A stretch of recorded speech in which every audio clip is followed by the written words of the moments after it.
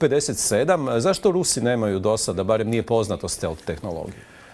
Imaju Rusi stealth tehnologiju, ovaj zrakoplov je stealth tehnologija.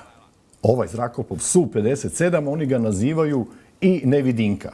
Dakle, nevidinka bi značilo nevidljivi avion. To je taj Su-57. Međutim, taj Su-57, što je prikazan sada u Zhuhaiju u Kini, meni je bilo ga poprilično zanimljivo gledati. Iskreno, ne znam da li je on takav i ruski. Oni su doslovno, čini mi se, doveli najstariji zrakoplov koji su mogli u Kinu. Iz kojih razloga ne znam. Jer bilo mi je čudno i smiješno pomalo gledati ako tvrde da je on nevidinka, da je nevidljiv avion. A na tom avionu mogli ste vidjeti detalje zakovica, dakle spajanje oplate trupa sa trupom putem zakovica, putem čak križnih vijaka, pa zatim gomila toga spoj trupa i repa, također zakovice, križni vici, onda gomile tih prostora